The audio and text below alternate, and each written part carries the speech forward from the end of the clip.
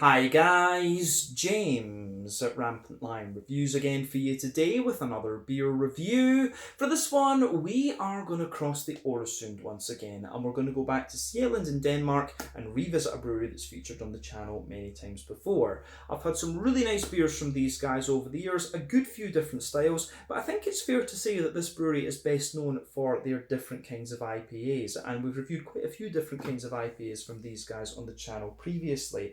Black IPAs, West Coasters, New Englands, and so on. So the beer that we're going to have a look at this time is one of their latest releases through Systembolaget here in Sweden, and it is supposed to be a pretty good one actually. So I have to say I'm very curious to see how this one turns out. I always enjoy reviewing Danish beers on the channel, and it's nice to see what these guys are putting out over here in Sweden. So hopefully this is another good one. Hopefully it makes for an interesting review, and as always I hope that you guys enjoy my take on this beer. So for this review then, we are going to head to a little place called Greve to the southwest of Copenhagen, just down the coast a little bit I guess we could say, and we're going to have a look then at another beer from Alefarm Brewing. So this particular beer is called Strains.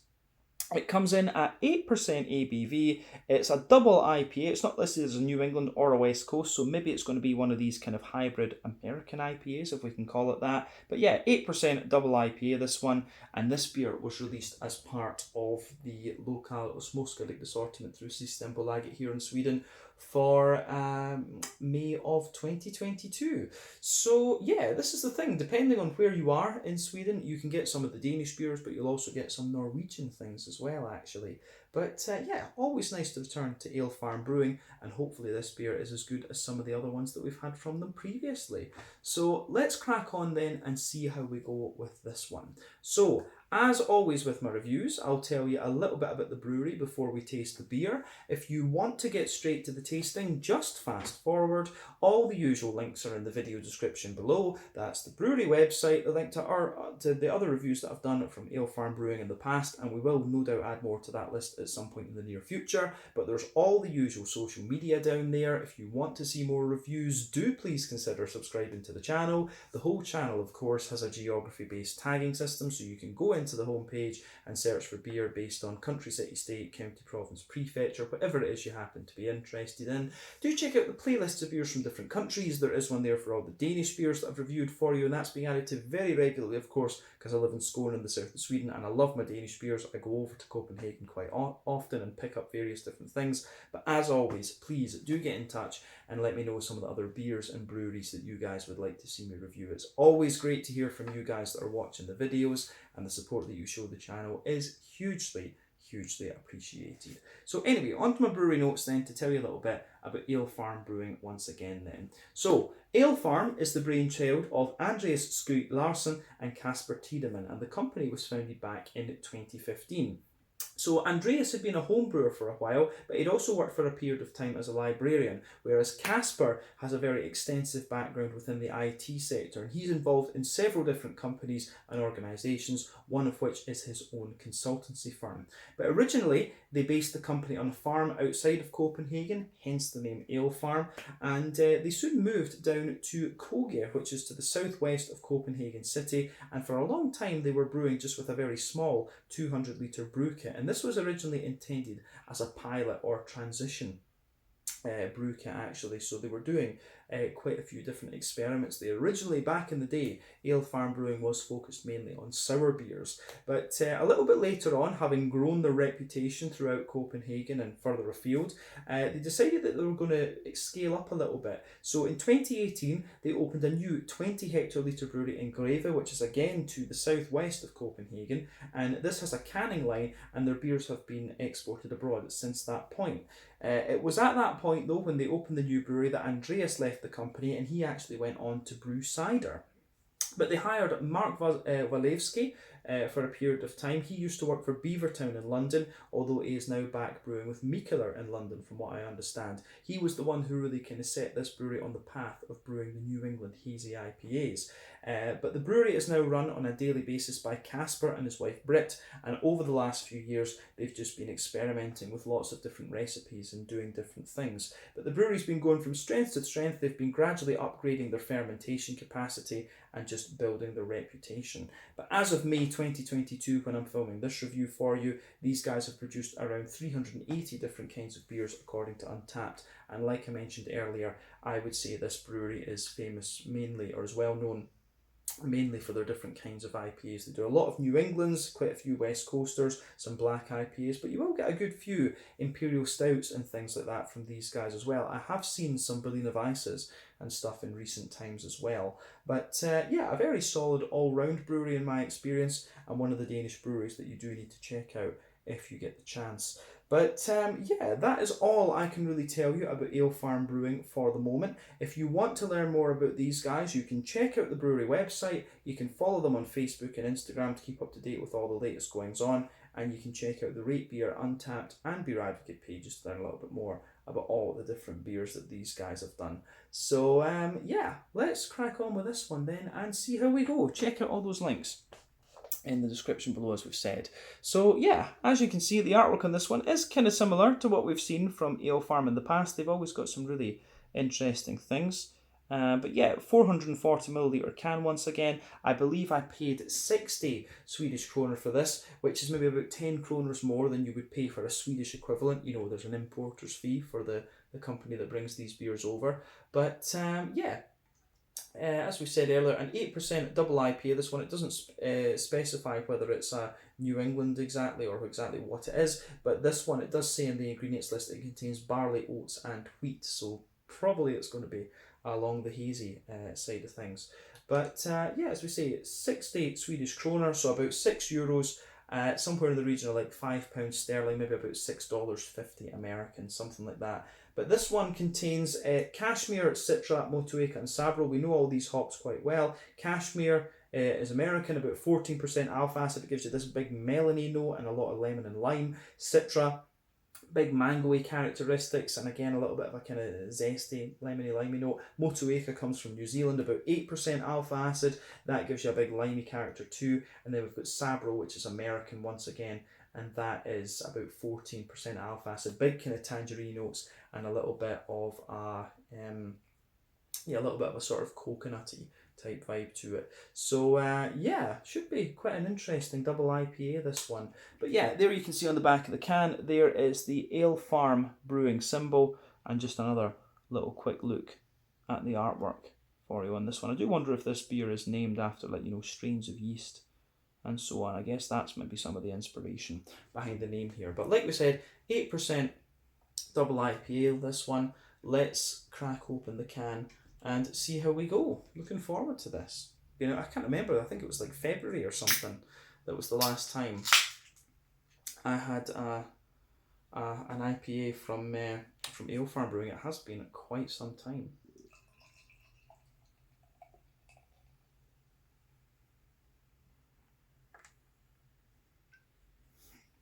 So yeah, there we go. Anyway, let me just line that back up again so that my OCD is happy.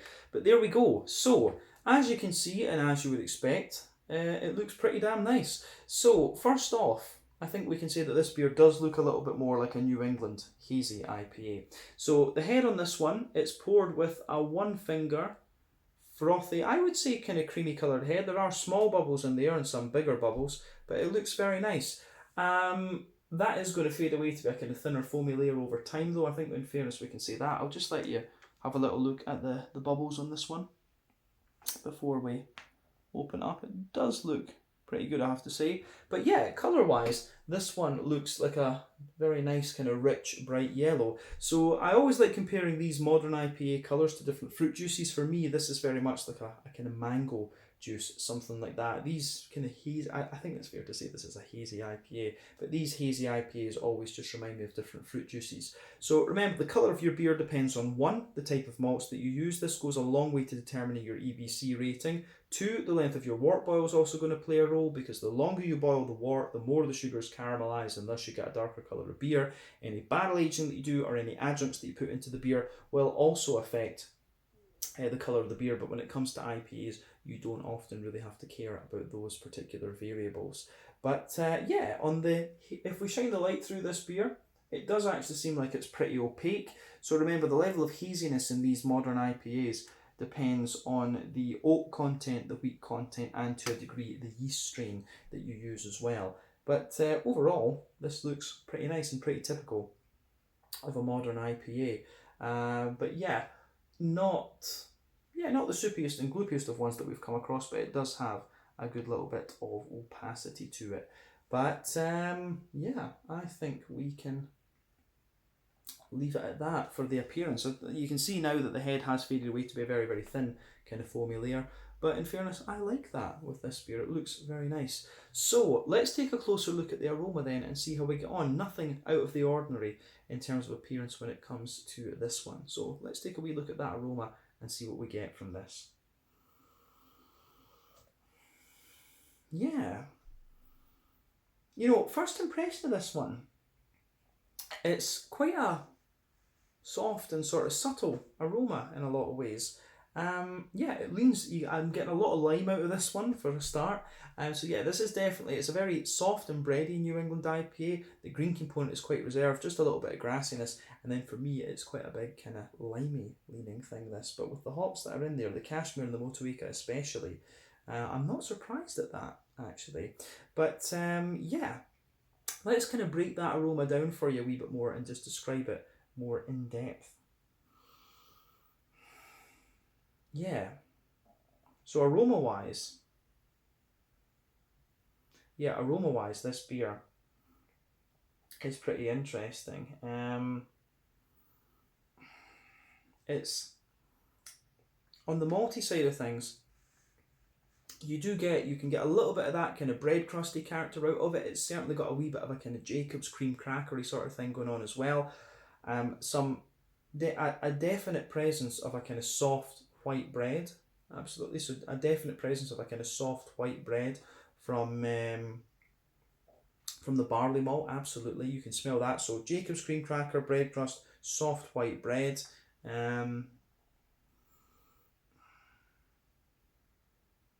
Yeah, it's really quite interesting for sure. So Jacob's cream cracker, bread crust, as I've repeated a few times, and a soft, fluffy, fresh white bread. On top of that, you can definitely get a little bit of the wheaty presence out of this one. You can smell that the wheat is smoothing the beer out, but at the back of the nose, I am getting a wee bit of a kind of crispness out of this one, which I do find quite interesting. So yeah, there's a wee bit of that kind of wheaty spiciness at the back of the nose. I'm trying to pick out what I'm getting from the oaty side of this beer as well. And I will say as well that this beer is quite straight shooting in a number of ways. It's not doing anything surprising, but it's just pretty solid in terms of its aroma, I would say. Yeah.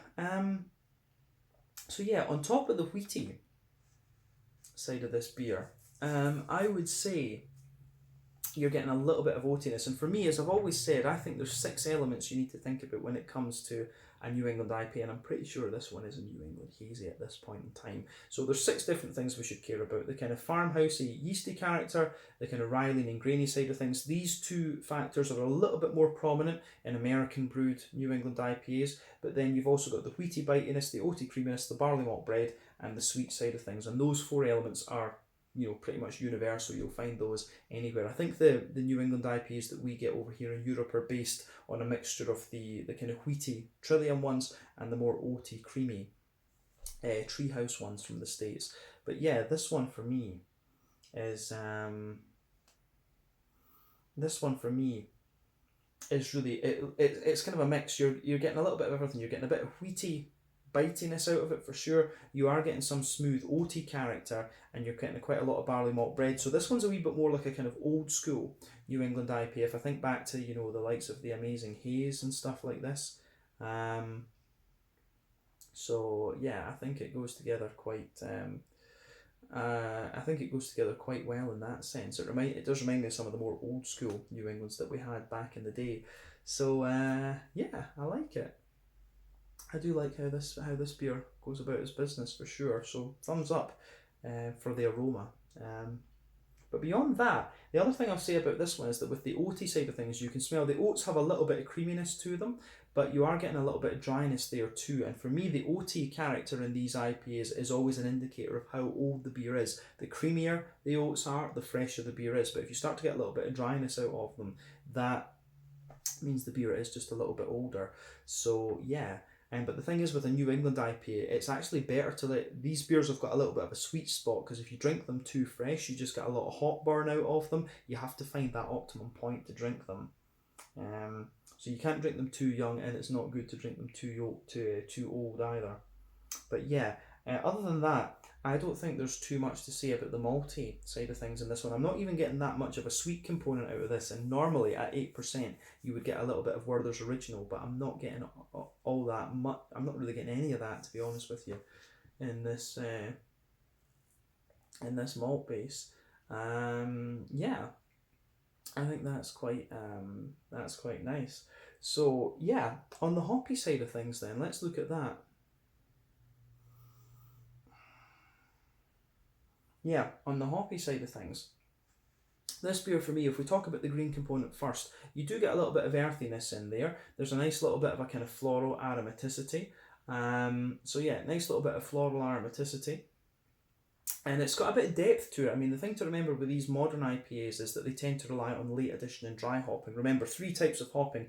Early addition hopping, this gives you mainly bitterness, pretty much all bitterness, within the first hour of the wort boil. Late addition hopping within the last half hour, that gives you a little bit of bitterness, but mainly flavour and aroma. And then dry hopping is completely flavour and aroma. West Coast IPAs tend to use all 3, but more modern New England IPAs tend to just use the latter 2. This one for me, the green component, it doesn't have that kind of really deep, danky kind of character to it. It smells more bright in a sense, so I think this one is relying on late addition and dry hopping rather than anything else. But there is quite a bright floral aromaticity to the beer, a good little bit of zesty grassiness. Pardon me, and when I consider the hops that are in this one, particularly the cashmere and the citra, it doesn't surprise me that this beer has quite a bright grassiness to it. But on the fruity side of things, it's pretty much what I would expect from these hops. So I'm getting a wee bit of a kind of passion fruit and mango, which will be the citra, but there's a lot of lime in this, and that's the cashmere, and it's the cashmere and the Motueka that's giving you that. I don't get so much in the way of melon. Usually cashmere gives you a good little bit of melon, but I don't get so much of that in the aroma, I have to say. So yeah, that's also an interesting point to make about this this particular beer. But yeah, a lot of lemon for me. Good little bit of a kind of juicy mango and a wee bit of passion fruit. Not so much lemon. I'm trying to see if I get any of the orangey character from the Sabro. I do get a wee bit of the coconut, but not so much. I think the limey notes from the cashmere and the Motueka are kind of overpowering that a little bit. And that is one of the things. Cashmere is a very pungent, powerful hop. You have to be careful. You have to use it kind of sparingly, to be honest with you. But yeah, I think that the way this one goes together is very, very nice. It's a really interesting beer for sure. But yeah, I don't think we have anything else that we really need to say about the aroma of this one. So let's get stuck into it and see how we go. I'm just going to put the last of this beer into the glass and we'll go for it. So yeah, this one is the Strains, a double IPA. I'm pretty sure this is going to be a New England hazy, whatever you want to call it, Imperial double IPA from Alefarm Brewing in Greve over to the southwest of Copenhagen on Sjælland in Denmark. Let's get stuck into this one. Slange, skål, cheers.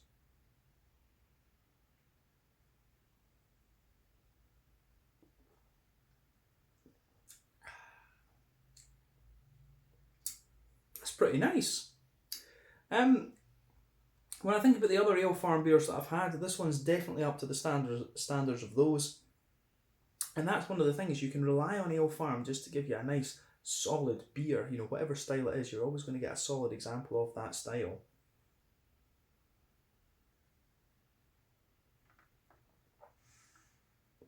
And it's also in pretty good condition as well.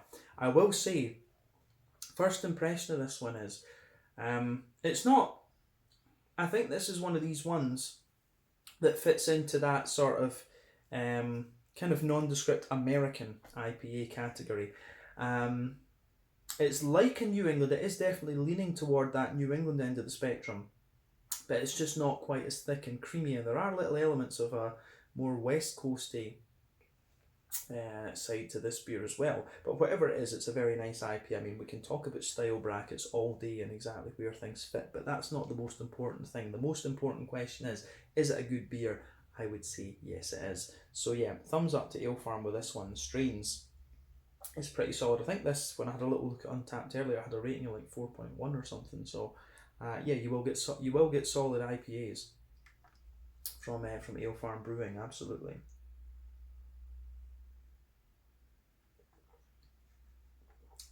Yeah. So for me,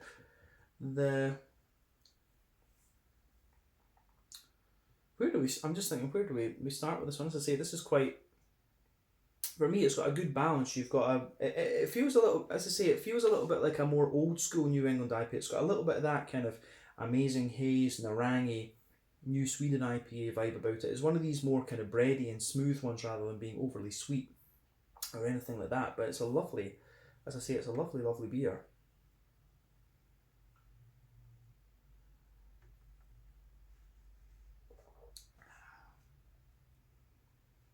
So yeah,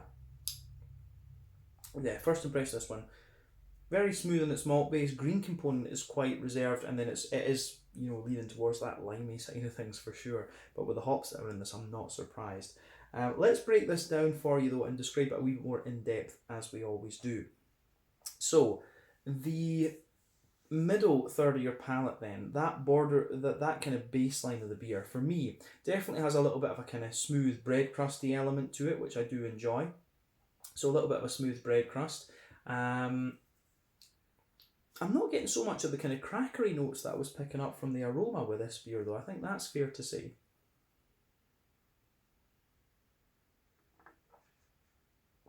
Yeah, not so much in the way of kind of crackery notes. More of a soft, hedgehog, white bready bread crust character out of this one. On top of that though, there is like a soft, on top of that bread crust note, you do get a kind of soft, fluffy, white bready character out of this, which I do enjoy. But on the on top of that, you can definitely taste the wheat coming out of the beer a little bit more.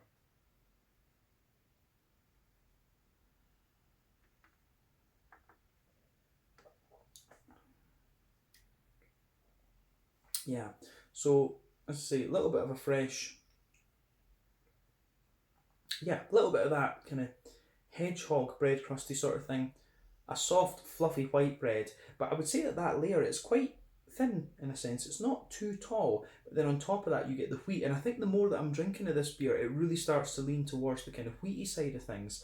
So the wheat in this beer almost just densifies. It just densifies that middle third of the palate, and as I say, I think the more that I'm drinking of this, the more this beer is leaning toward the wheaty side of things.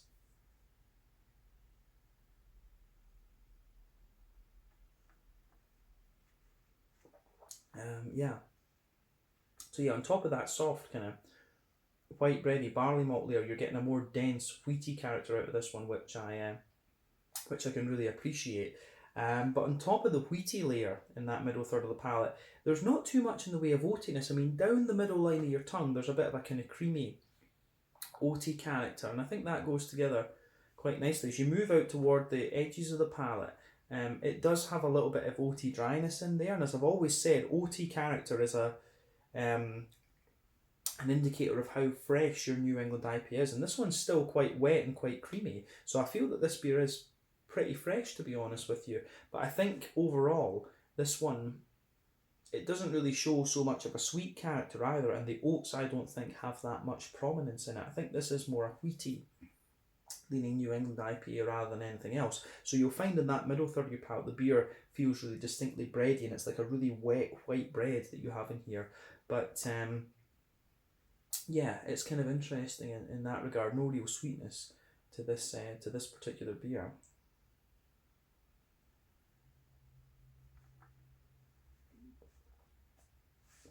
So on the as we say, on the... Other than that, I don't think there's anything else we need to say on the middle palate, the middle part of your palate with this beer. So let's focus on the back third of your palate. Border region between middle third and back third of your palate. Again, you get that little bit of bready build up in there, a wee bit more bread crusty and grainy. The base of the back third of the palate, you get a bit more of a grainy bread crust out of it. There's a wee bit more of a kind of slightly dry Jacob's cream cracker sort of thing. Then you get a more, then you start to get a little bit of a more kind of fresh, fluffy white bread out of this one, so you can feel that. But again, it feels a little bit more grainy. Remember, the more grainy, bitter flavours and beers come out further back on the palate. The sweeter flavours come out a wee bit further forward. So yeah, a bit of a taller, fluffy white bread in there, and then you can feel on top of that the more bitey and slightly spicy aspects of the wheaty side of this beer, which I quite enjoy. But then on top of everything, you get a little bit of the yeasty character. So the yeast, for me, you feel that slightly more dense, bready character. Then around it, it's got a bit of a kind of, it does have a wee bit more of a kind of grainy sort of thing to it. So yeah, I like how that goes together. You do get a little touch of farmhousey character out of this beer on that back third of the palate too, and to be fair, I think that suits the more the kind of limey side of the flavour that this one has. This beer really just has a more limey, citrusy leaning vibe compared to some of the other New Englands that I've had in recent times, and I think it is fair to call this beer a New England at this point in time. But yeah, back third of the palate, you can feel the flavour is definitely taller, and then as you come further forward into the middle third of the palate, you can feel that the flavour's just squashed down a little bit more and kind of densify. So yeah, I think this one goes together really nicely in that particular regard.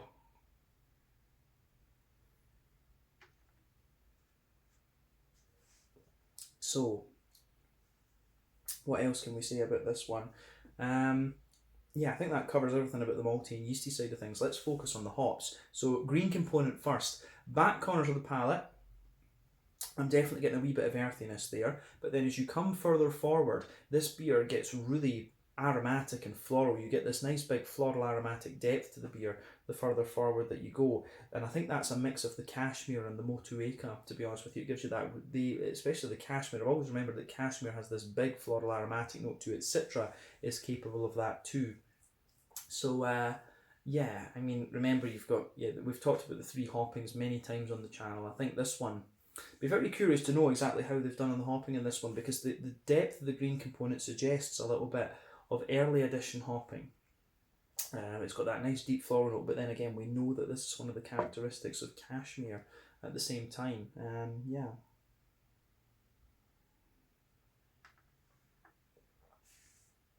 Yeah, but round the front curve of the palate, it's a little bit lighter, and grassy. Round the front curve of the palate, the green component gets a wee bit more oily in a sense, and you can feel it's got a little bit of a zesty, grassy type vibe to it. So it gets a thumbs up from me in that particular regard. Yeah, it's nice. It is nice, this one, on that green component, but it's got quite a bright floral aromatic sort of thing. So yeah, on the front third of the palate, I think this one goes together. Yeah, on the front third of the palate, I think this one does a few interesting things. So let's focus on that. Border region between front third and middle third of your palate. Again, you get a little bit of a bready build up there. The base of that front third of your palate is it's a little bit Jacob's cream crackery, a wee bit bread crusty, and then you get that nice oily bubble where the juicy fruity esters just roll their way out of the beer.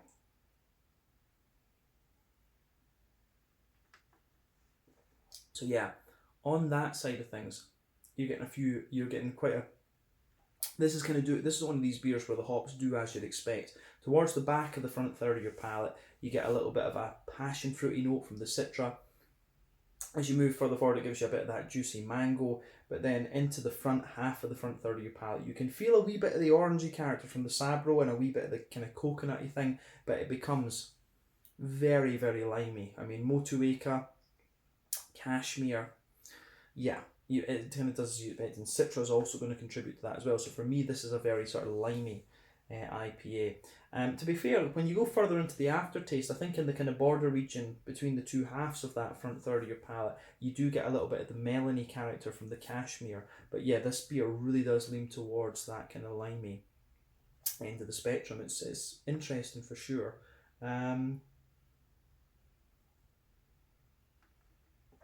Yeah, I like how it goes about its business.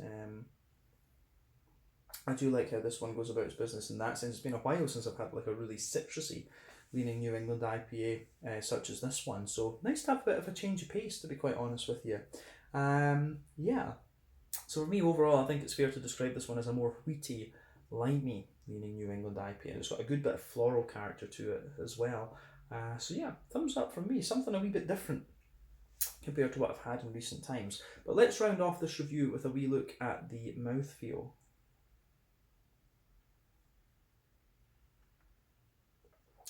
So mouthfeel wise, I would describe this beer as being quite, yeah, kind of mid-bodied, pushing towards the top end of that mid-bodied actually. The carbonation smooth. It does have a wee bit of a kind of oily slickness to it as well, but yeah, I think it goes about its business nicely in that sense. I keep saying that, as I say, people tell me this is becoming a catchphrase now, going about your business, going about its business. But yeah, IBU wise, I think this beer is, you know, about 40, maybe not even. I think it's so. I think this might be a standard 30 IBU beer. It's got quite a nice bright floral green component to it though. The malt base, as we said, a wee bit of a bready note to it and a thicker wheaty kind of vibe. Not really. Pardon me, not really a sweetness to it at all. And the fruity side of this one really leans towards that more limey, citrusy side of things. So quite a bit different from some of the other IPAs that I've had in recent times, but a very interesting beer, and I always enjoy the ones that I pick up from Alefarm. So yeah, I think we can leave it at that for the moment. So yeah, this was the Strains, an 8% double IPA from Alefarm Brewing in Greve, to the south of Copenhagen on Sjælland in Denmark. Always nice to try the new releases from these guys. But once again, thank you for watching my beer reviews. Until the next time, please like, subscribe, share, all the usual YouTube stuff. Let me know your own thoughts on this beer in the comments section below. Let me know what your favourite beers are from Alefarm Brewing as well, and we will no doubt return to these guys at some point in the very near future. But in the meantime, check out my social media, check out their social media, and I will catch you guys in the next review. Slàinte, skål, cheers, and see you very soon.